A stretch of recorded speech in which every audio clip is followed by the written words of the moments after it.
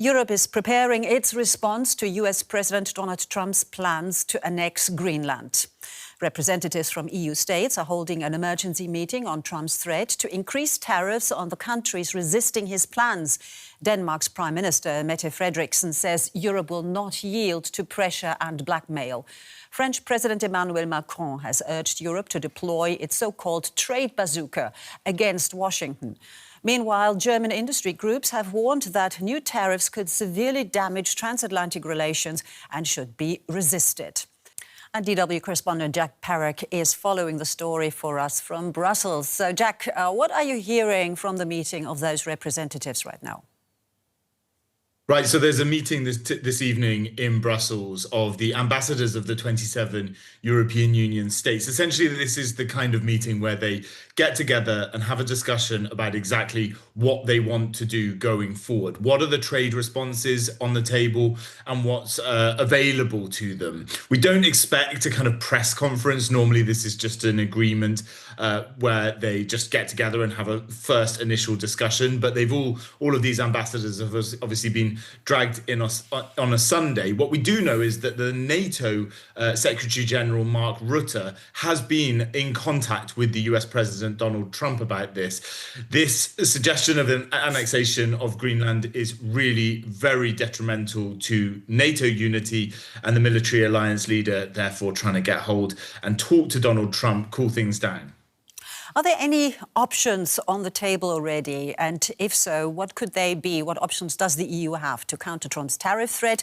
And that, of course, being connected to Trump wanting to get hold of Greenland. So this is the big question. Will the European Union essentially fire back up its tariff retaliation to the same tune, the same economic tune that Trump is threatening these countries with, these 8 countries that have deployed their military people to Greenland? That would include ordinarily sort of symbolic, iconic American items, things like Harley-Davidson motorcycles entering the European Union, bourbon whiskey, this kind of thing. Or will they follow what the French president has already come out and said they should do, which is to use what's known as the anti-coercion instrument? It's never been used before. It was agreed by the European Union in 2023. And this would allow the officials of the European Commission to take strident steps, but perhaps even additional tariffs to retaliate with, but it also could include potential market access restrictions, restrictions on foreign investment into the EU from Americans, and changing the way that American companies operate. It is a very, very big measure. The French president, like many other senior officials we've heard across the EU in the wake of this tariff threat, is very concerned about it. We heard Mette Frederiksen, the Danish Prime Minister, say this is blackmail. We heard the Dutch Foreign Minister say something very similar. They are not happy about this threat of economic system, trade tariffs, in order to try and push for them to support the US taking territory from Denmark, an EU member state. And Jack, because you just explained to us also what that so-called bazooka reaction, what that measure would mean, how likely is it that that is a real option, given that Europe needs the US for security reasons, to support Ukraine, you name it?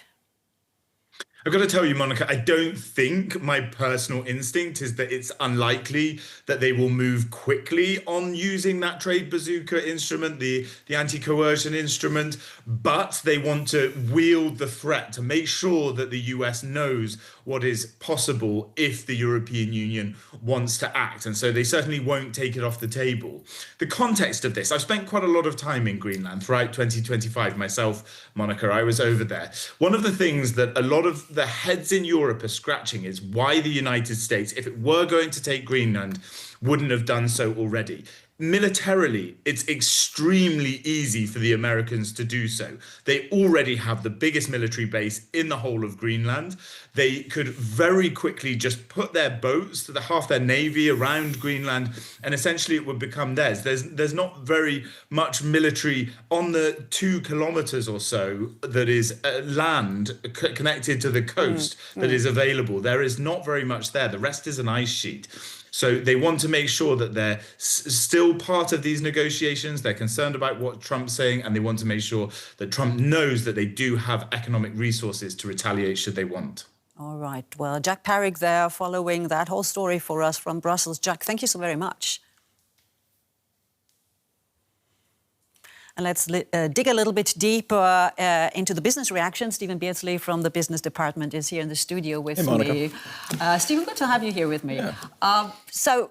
Obviously, more tariffs is always bad news for industry here in Germany. We have the automotive industry, we have machines all being exported to the US, very much dependent on it. Right. What's the feeling? Is everybody very much alarmed?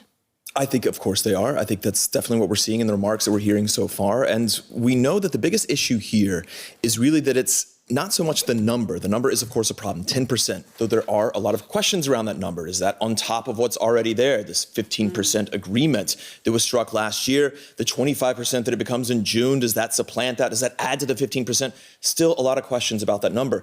But really problematic here is the signal that it sends. One, that this is a kind of action that's really striking at the heart of the EU. It's sort of fracturing or intended to fracture a kind of agreement within the EU, which is the most important trading bloc for so many of these companies.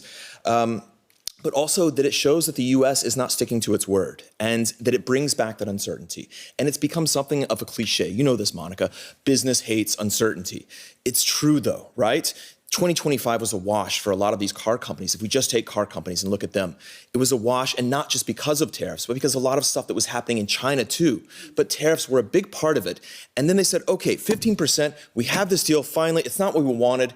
It's better than maybe the worst case scenario, 30% or a trade war, but at least we have a number. We have some reliability. Then what happens?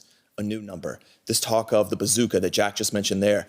Things are now happening again. That's bad news. You can't plan around that. But does that mean that this deal that you've just mentioned that was struck in summer, is that now off the table? I mean, is this actually still valid? I would assume so. I mean, you heard Jack talking about the bazooka, this anti-coercion measure. If you have individuals and groups within the EU pushing for that and saying, this is a step that we need to take, maybe they don't take it, but obviously they're pointing to it, then it's very clear that that we're not abiding by the terms of the old agreement. And of course, Europe would say that the US was the first one to move away from it. Once you say, look, we're going back and we're doing 10% more tariffs, then it's clear that something isn't working here. So I think it's pretty much understood by all that this deal isn't working. We also know that the European Parliament has also said that it's not going to vote on this as well. So it's pretty clear that from the European side, this is now an open tariff agreement, or at least open negotiation again. And that's problematic if you're business, again, because of that big word, uncertainty. From scratch, That's we start from scratch again. I mean, is industry in favor of giving in to Trump, or what are the reactions there? What's really interesting is that you see a lot of industry groups within Germany, at least, saying, look, we need to actually take a step here, and industry or the government needs to stick up, frankly, for the EU and for Greenland. And, business is not really known for putting its political opinions out there and saying this is the direction the country needs to take, this is the correction, or this is the direction the country needs to take, unless it comes to taxes and things that directly affect business. But you have to remember that for a lot of these businesses, they do a lot of trade with the US. The US is the single largest export destination for Germany, for example, the single largest country.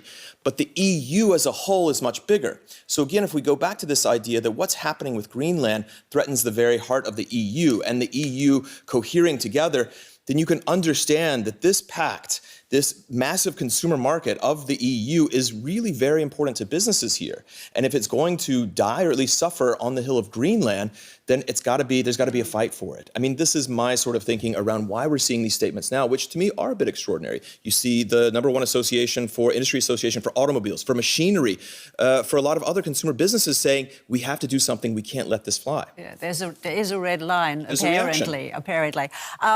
Just very briefly, perhaps, looking at the American side, because tariffs on goods that you import also means that you make them more expensive for the Americans. Sure. Is that a good idea? Someone has to pay that cost. And for a lot of the stuff that's imported from the EU, the price is going to go up. The question has always been, who is going to pay that cost?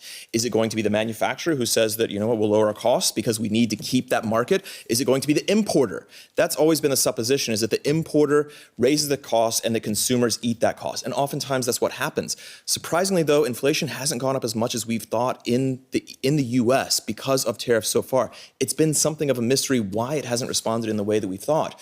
but it could just be that there's less economic activity in general, that once these prices are raised because of tariffs, there's less buying going on in general. And so either way, someone has to pay that bill. And usually it's the consumer, but it could be a business in the US, it could be a business in Europe. Someone's going to get caught, and that's where it hurts. Well, let's hope we don't get caught, and hopefully we can get this resolved. Stephen Beardsley from DW Business Desk, thank you so very much for Thanks, that. Monica.